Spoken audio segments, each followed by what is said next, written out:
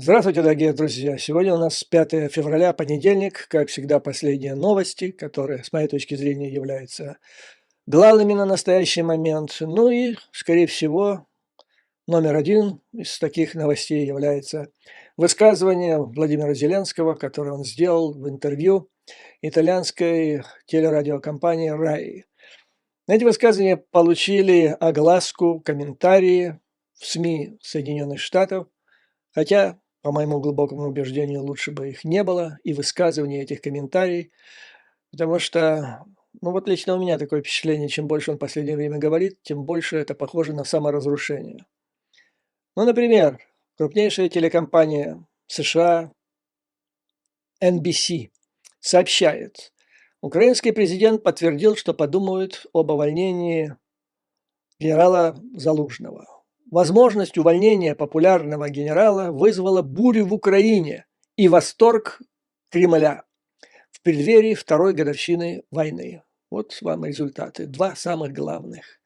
И так ответьте с двух раз, кому вот эти все высказывания и нагнетание этой напряженности, кому оно выгодно. Зеленский заявил, что он думает об увольнении высшего военного офицера страны в рамках более широкой перетряски руководства. Такая возможность, то есть не просто одного уволить, а вообще там все перетрясти. Было бы кем трясти Владимиру Зеленскому, имея в виду, что скамейка запасных у его команды, она уже давно закончилась, так даже не начинаясь. NBC дальше пишет: такая возможность потрясла страну, ведущую войну за прекращение российского вторжения, а также обеспокоила западных союзников Украины. По его словам, он обдумывает этот шаг, чтобы гарантировать, что страной по-прежнему руководят люди, которые убеждены в победе над Россией.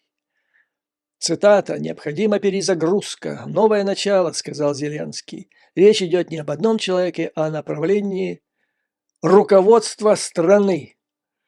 Но вот на этой высокой ноте, понимаете, я бы так вот прикинул, что если бы действительно Владимир Зеленский действительно сейчас был глубоко озабочен направлением руководства страны, то есть стратегическим руководством, у меня как-то прям ёкнуло, я вспомнил неожиданное 31 декабря 99 года явление Ельцина народу по телевидению, где он сказал: «Я ухожу». И вот я тоже подумал, вот неужели Зеленский выйдет и скажет: «Я ухожу» вместе со своей командой.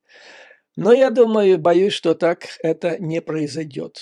То есть будут менять там шило на мыло. И тут мне опять пришла такая аллегория.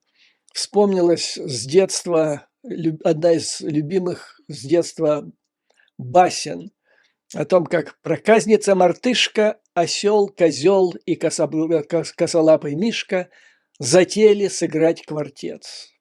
И я вот почему-то, мне кажется, по здравому размышлению, что вот эти все перетряски, если они будут проходить в рамках вот этой басни и закончатся так, как заканчивается басня. А вы, друзья, как не садитесь, все ж музыканты не годитесь. И это печально. Но там же работают специалисты в ОПе Ермака, специалисты по масштабным пиар-компаниям и ПСО, как они глубоко убеждены. Поэтому помимо вот этого совершенно провального интервью, как об этом свидетельствует высказывание не только итальянских, но и американских СМИ, они еще запускают параллельные кампании по дискредитации генерала Залужного. И вот мне сегодня пишут, что некий депутат «Слуг народа» правящей партии заявил, что Залужный согласился на должность посла в Великобритании. Ну и дальше спрашивают, неужели это так? Если это так, то для большинства украинцев это будет воспринято, как мы снова наступили не на те грабли, сотворили себе кумира, а он таким не оказался. Он оказался таким, как все, и согласился вот на такую должность. Обращают на себя внимание, что это депутат из «Слуг народа». Не буду называть его даже фамилию, поскольку это... Ну, вы, наверное, знаете, большинство знаете его фамилию, а кто нет, то скоро узнаете. из всевозможных пабликов украинских и СМИ. Это одиозная личность, даже среди слуг народа.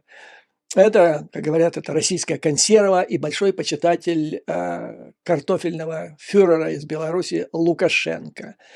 Ну вот он, значит, распространил эти новости. Я поинтересовался у своих контактов в Великой Британии, в форин-офисе, где получил ответ, что это все является ИПСО, не соответствует действительности.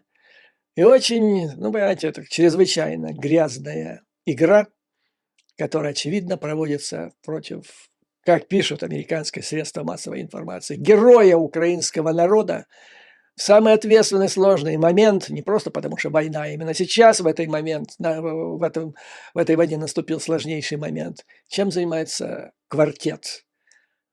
Проказница-мартышка, осел-козел и косолапый Мишка.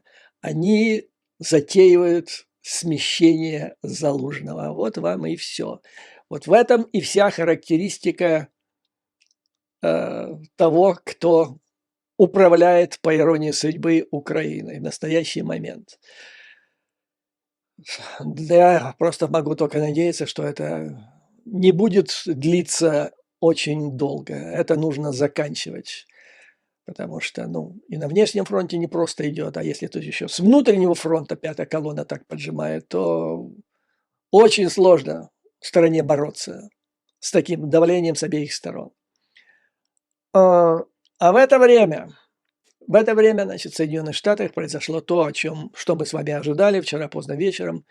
Согласительная комиссия Сената опубликовала текст согласованного пакета, который включает в себя положение по охране границ, помощь Украине, Израилю, Тайваню, ну там просто Тайвань, там вообще безопасность Тихоокеанского региона.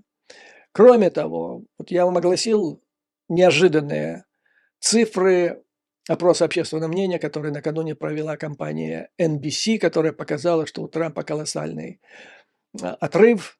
И я выразил сомнение вот в реальности этих цифр, предложил подождать и разобраться, мы еще будем продолжать и разбираться, но первые новости уже поступили.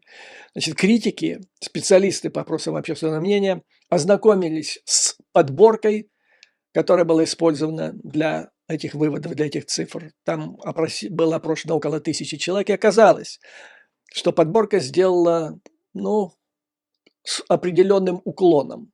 Опрашивали в основном почему-то людей более склонных к консерваторам, то есть ближе к республиканцам, и среди них преобладали белые мужчины. То есть это вот как раз контингент республиканской партии.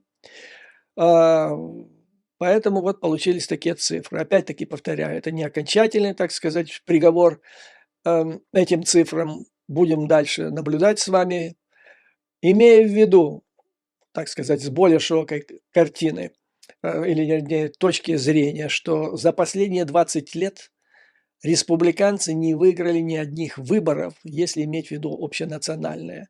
То есть, вы знаете, как специфически устроены выборы США, там нарезаны эти избирательные округа, в общем-то, искусственно, с разных штатов, из разных округов, разное количество делегатов в верхнюю, в нижнюю палату.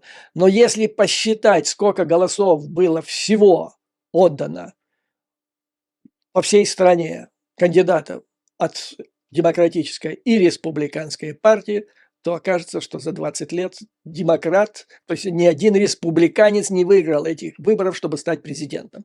Даже вот выборы 2016 года, вот если так считать, кто по массе, не по делегатам, по голосам делегатов, а общее количество сторонников республиканцев, демократов, то выборы выиграла Хиллари Клинтон. Я понимаю, не надо даже мне говорить, что да, вот если так, если не так, тем не менее, это говорит о, так сказать, поддержке более, я бы сказал так, это более справедливое и более объективно отражающее ситуацию в стране, политическую ситуацию, цифры.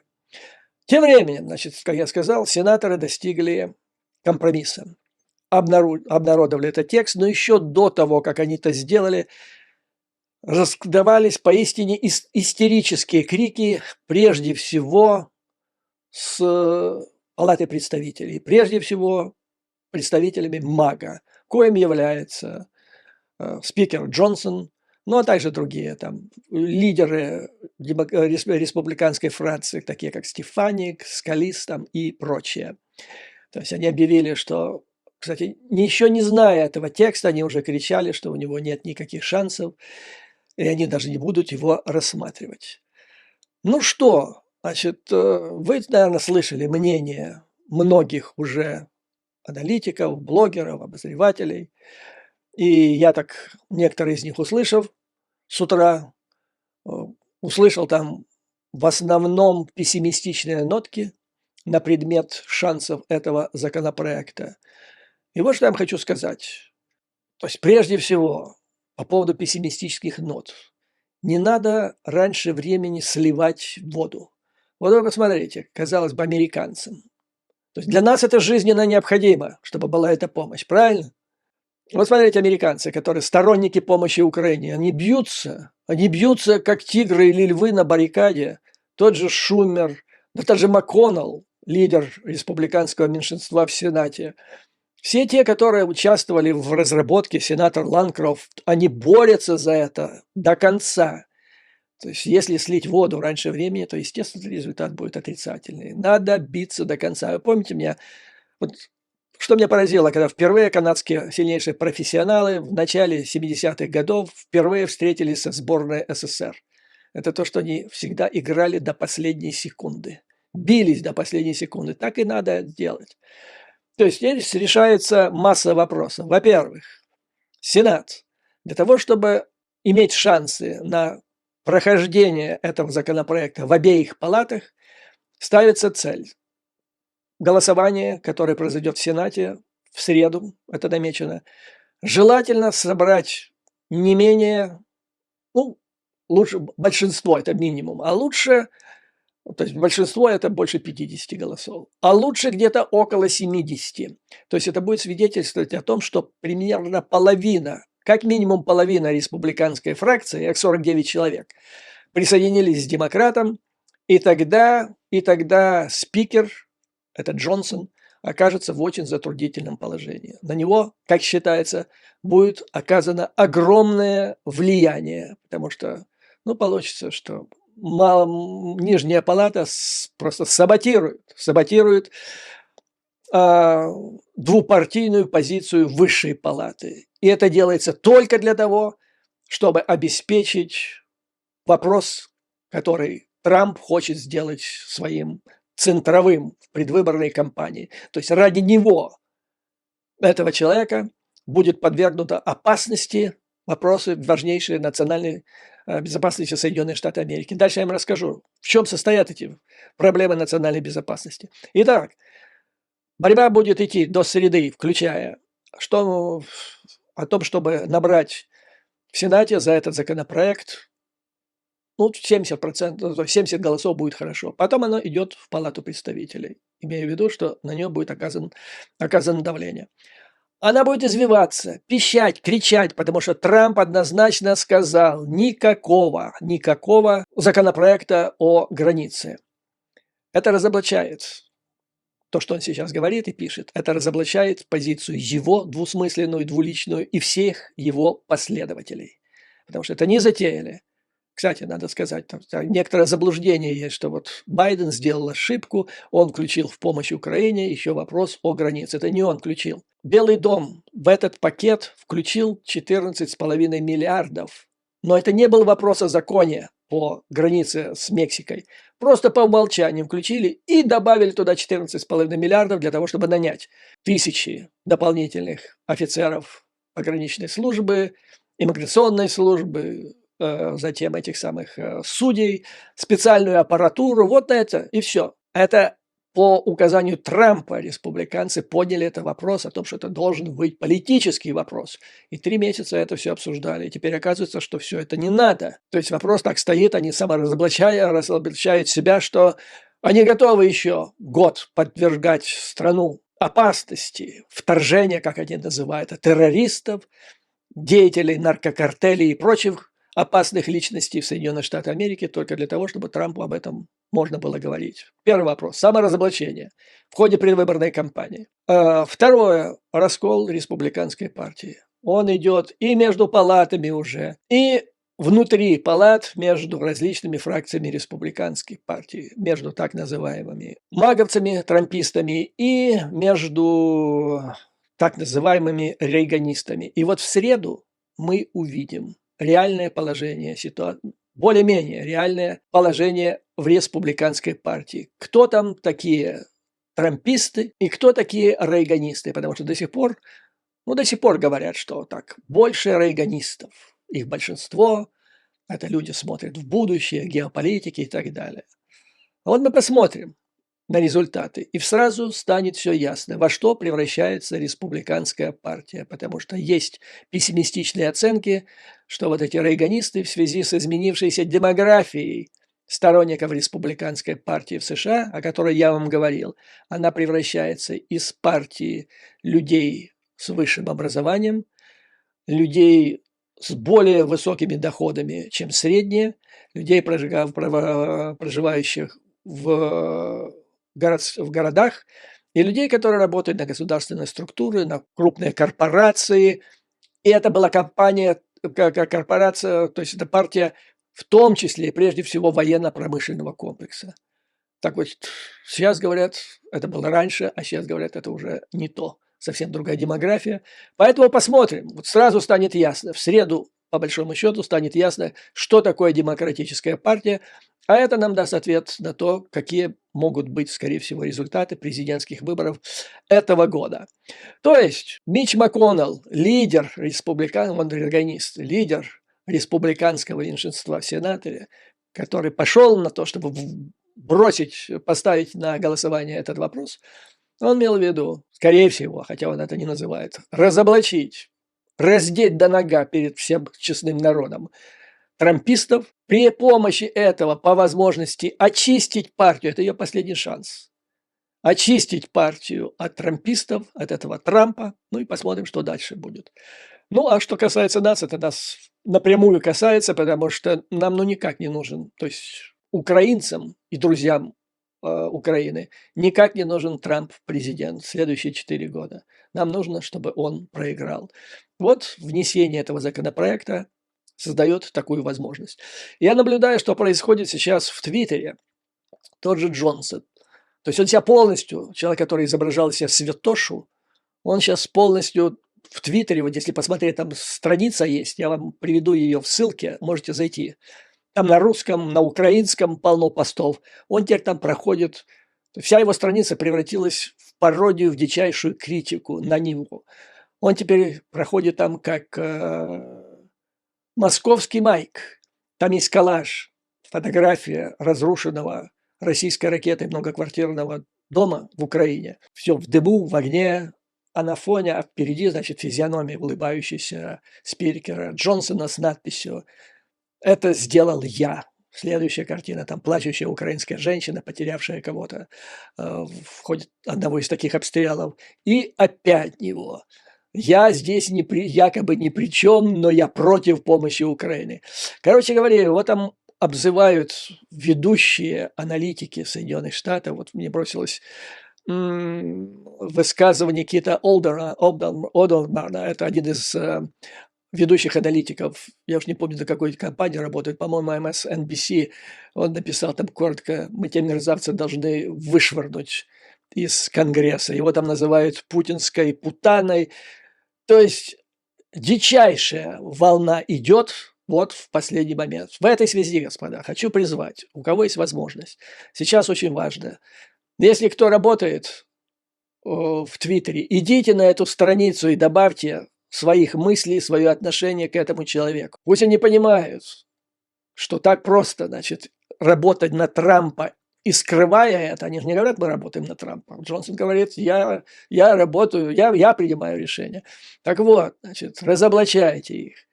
Если вы граждане Соединенных Штатов, звоните своим законодателям, представителям, значит, Конгресса то ли сенаторов, то ли конгрессменов, настаивайте на том, что нужно голосовать за предоставление помощи Украине. Потому что это, сейчас я вам объясню, что это с точки зрения национальной безопасности США. А так, оказывается, что в этом законопроекте, а там еще помощь Израилю, Тайваню, вернее, там весь район Юго-Восточной Азии, Тихоокеанский регион.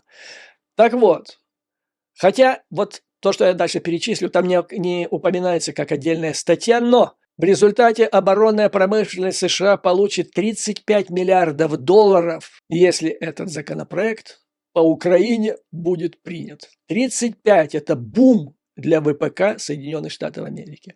И он касается компаний, ведущих Lockheed Martin, Raytheon, который сейчас называется RTX, General Dynamics и других. Эти деньги, они получат заказы на артиллерию, на снаряды, на системы ПВО и даже на подводные лодки, хотя, казалось бы, какое отношение они имеют к Украине. Эти деньги США получат, ВПК США получит от компромисса, представленного в Сенате. Так, например, да, отмечается, что большинство предприятий вот этих компаний находятся именно в республиканских штатах. То есть, если они не получат, то есть не будет из-за позиции Трампа не будет принят этот законопроект, то эти штаты, население этих штатов, поклонники Трампа в этих штатах не получат рабочие места, не получат, значит, дополнительные заработки и так далее. 35 миллиардов стоит на повестке дня. Ну, как здесь все это получается? Во-первых, Украина. Этот законопроект поможет США инвестировать в собственную оборонно-промышленную базу и поддержит американские рабочие места, производящие оружие и оборудование, которое США смогут дополнительно отправлять на Украину. В Украину, как сказал высокопоставленный представитель администрации. Китай. Законодательство, вот этот законопроект включает 3,3 миллиарда долларов на укрепление американского подводного флота. Что это за флот? Вы помните? Было заключено соглашение, согласно которому Соединенные Штаты и Великобритания помогут Австралии получить, по-моему, там 8 ядерных атомных подводных лодок. Это вот в рамках этого же законопроекта. Это та его часть, которая касается обеспечения обороны Тайваня и вообще укрепления там в Тихоокеанском регионе.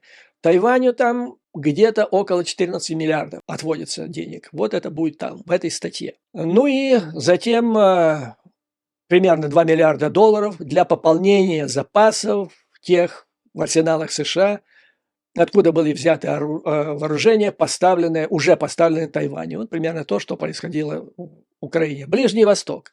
Израиль получит 10,6 миллиардов на борьбу с Хамасом.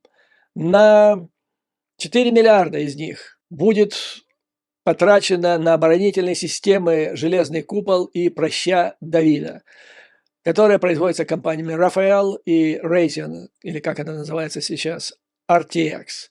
Кроме того, Израиль получит 1,2 миллиарда долларов на лазерную систему ПВО Iron Beam, которая производится израильской компанией Rafael. И затем 2,4 миллиарда долларов на поддержку операций США на Ближнем Востоке и покрытие боевых расходов для продолжения борьбы с поддерживаемыми Ираном группировками террористов, которые нападали и продолжают держать под прицелом суда в районе Красного моря, а также защитить американские войска союзников, размещенные в Ираке и Сирии. То есть, вы понимаете, это глобальный законопроект, который призван обеспечить глобальную безопасность. Ключевые вопросы безопасности сейчас – это Европа в лице Украины, это Юго-Восточная Азия, Тихоокеанский регион, скорее всего, назовем его так, и Ближний Восток. Это где пороховые бочки сейчас. И неприятие этого законопроекта будет означать, что те люди, их надо знать по именам, они будут оглашены по именам, и фотографии их покажутся на фоне разрушенных домов, на фоне остальных там ужасных событий, в том числе на Ближнем Востоке. и на их руках окажется кровь. Вот о чем сейчас идет борьба. Поэтому, значит, провал. Вопрос стоит сейчас так. Провал этого законопроекта – это удар по безопасности Соединенных Штатов Америки во всех важнейших регионах мира, а на другой чаше весов – это шкурные интересы Трампа на переизбрание, ну и тех законодателей, которые от него полностью зависят. Вот такая ситуация с этим законопроектом. Поэтому оставим пессимизм немножко в стороне. И давайте посмотрим, как борются американцы, друзья Украины, за это. Ну и поможем по мере сил им своими звонками и требованием Конгрессу принять этот законопроект. Интересно еще, CNN провел опрос. Сейчас же решается вопрос, как идут или будут идти судебные дела Трампа. То есть, если его осудят до выборов, то шансы его на избрание президента будут очень сомнительны. И вот что показал опрос общественного мнения, который тоже характеризует избирательный контингент, который голосует за разных кандидатов. Итак, вопрос. Хотите ли вы, чтобы федеральный суд по обвинению Трампа в том, что он нарушил, вернее, пытался не допустить или извратить результаты выборов 2020 года, в том числе это событие 6 января, то есть фактически речь шла о мятеже. То есть хотите ли вы, чтобы этот суд над Трампом состоялся до выборов 2024 года, что было бы справедливо, правильно, да? Надо знать, человек уголовник он или не уголовник, прежде чем его избирать президентом. И вот вам результаты. Среди демократов 75% да считают, что надо до того, как идти голосовать, знать, он уголовник или нет. Независимых 50 на 50. 50 считают, да черт с ним. Можно знать, можно не знать. Странная, я вам скажу, позиция для независимых. Я независимый, я считаю, я не мог бы голосовать за человека, не будучи уверенным, что он не зэк, если против него уже выдвинуто, причем жюри выдвинуло, не какой-нибудь там следователь, а жюри выдвинуло против него обвинение в совершении тяжкого преступления. А вот что касается республиканцев, то 80% не хотят знать, совершил ли кумир уголовное преступление, вернее, 4 дела, 91 обвинение, и они не хотят знать, надеясь, что если его изберут, то он потом эти все дела сам против себя закроет. Нормальный ход событий. А потом они возмущаются, когда растет преступность здесь, придут к ним в дом, ограбят их, не дай бог там увечья нанесут. А потом чего? Добиваться правосудия над ними, над этими людьми. Как-то странно будет, да? Для людей рангом повыше, социальным статусом пониже. Пусть их судят, привлекают к ответственности. Ну, а если идет президент, то нафиг надо, да? Ему все позволено. Странная позиция, тем более это противоречит фундаментальной основе принципов уголовного права любой цивилизованной страны, которая состоит в том, что если преступление не расследовано, то оно порождает новое преступление. И что наказание является лучшим способом предотвращения нового преступления. Пытаясь дополнительно кошмарить Белый дом, Байдена, демократов, республиканцы усиливают напряженность на мексиканской границе, в частности в штате Техас. Так, по призыву ряда республиканских законодателей.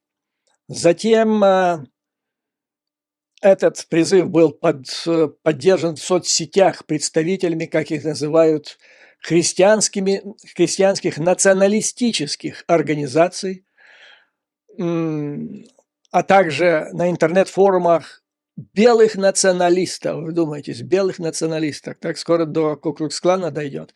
Так вот, был сформирован автомобильный караван из 20 автомобилей, который был, сформирован вот этими людьми. Все они сторонники Трампа, и он сейчас движется вот туда, к границе между Мексикой и Техасом, чтобы воспрепятствовать проникновению незаконных иммигрантов. Ну, ждем, что из этого получится, потому что, ну, смотрите, конечно, у Байдена вообще в администрации ситуация весьма напряженная.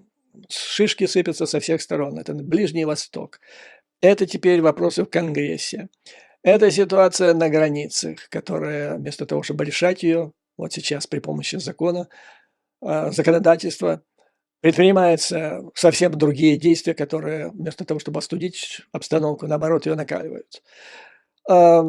Представители демократической партии на разных уровнях говорят, что губернатор Эббот, губернатор Техаса, ведет себя безответственно и создает условия для насилия, вместо того, чтобы искать разрешение. И вот этот сборище, куда едут эти 200 автомобилей, был назван предвестником гражданской войны. Вот это уже серьезные слова, серьезное заявление. И все это характеризует ту нервную, напряженную обстановку, которая сейчас складывается в стране. Ну, теперь так, чтобы вас немножко отвлечь, я вам рассказывал, что на Западе, в Великобритании, в Соединенных Штатах, угрозы картофельного фюрера Лукашенко, а также заявление из Кремля о том, что Россия разместила ядерные заряды в Белоруссии, были встречены со скепсисом. Так, в столицах стран НАТО посчитали, что там боеголовки из фанеры или из папье-маше.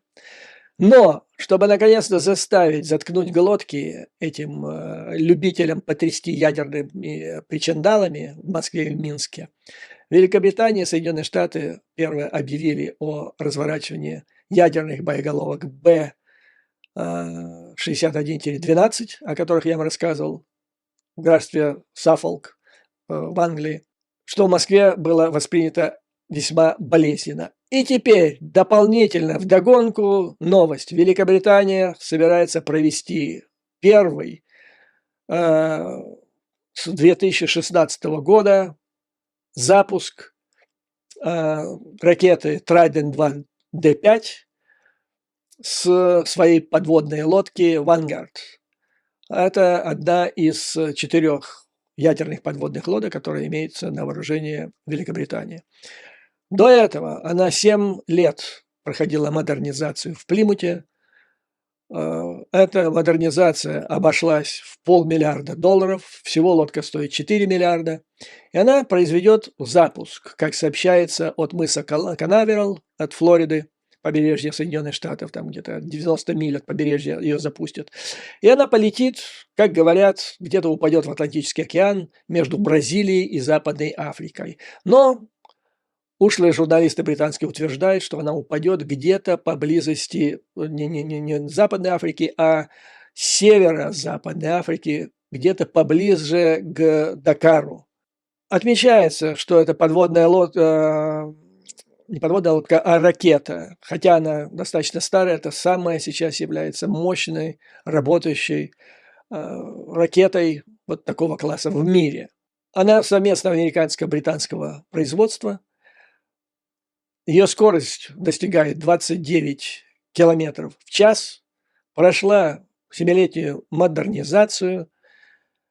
Ну и отмечается, что оповещение или информация, анонс об этом испытании прозвучало как барабанная дробь и предупреждение в ответ на угрозы о том, что может начаться Третья мировая война.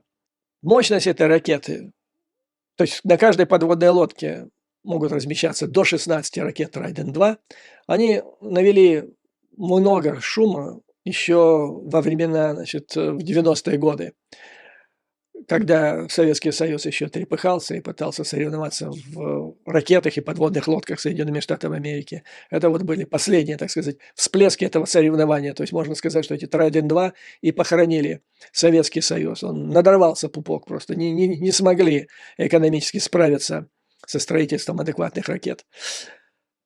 Ну и вот, что я хотел бы рассказать своим украинским зрителям прежде всего. Мало кто это знает, Но вот эти ракеты, которые сейчас состоят на вооружении и в Великобритании, и Соединенных Штатах Америки, они созданы украинским ученым и конструктором Богданом Гнатюком. Уроженцем Тернопольщины, родился он в 1915 году. Университет он закончил в Гданьске, где получил специальность инженера, затем стал доктором наук, затем Вторая мировая война, которую он провел частично в Вене. После войны он переехал во Францию, а затем, после окончания войны, вернее, сначала во Францию переехал, а потом уже в Соединенные Штаты Америки, где он фактически работал с Вернером фон Брауном. И вместе они начали разработку вот этой ракеты. Потом, значит, Браун умер, и закончил ее украинский ученый Гнатюк. То есть он фактически является создателем этой ракеты. Она была принята на вооружение в 1990 году и до сих пор является лучшей ракетой морского базирования в мире. В то время, когда булава российская, это по-прежнему фанера, которая неизвестно, летает она на самом деле или нет.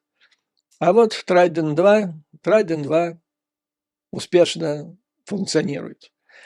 Но очень печально, конечно, что это такое бодрая, что ли, новость для британцев должна быть. Но одновременно сегодня же стало известно, что король Карл, который проходил диспансеризацию на предмет, у него обнаружили какие-то проблемы с простатой, проходил он скрининг, и обнаружили, что с простатой все нормально, но зато обнаружили рак, где-то раковую опухоль. Правда, не сообщается, чего именно и так далее, но анонс, так сказать, неприятный. Кинг Чарльз буквально с первых месяцев своего пребывания на троне продемонстрировал себя как действительно сильный государственный деятель и большой друг Украины. Поэтому пожелаем ему выздоровления. Вот на этом, дорогие друзья, хотел бы закончить сегодняшнее видео.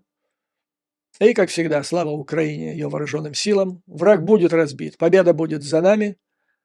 А вам, дорогие друзья, выдержки, мужества, твердой веры в нашу неизбежную победу. До новых скорых встреч.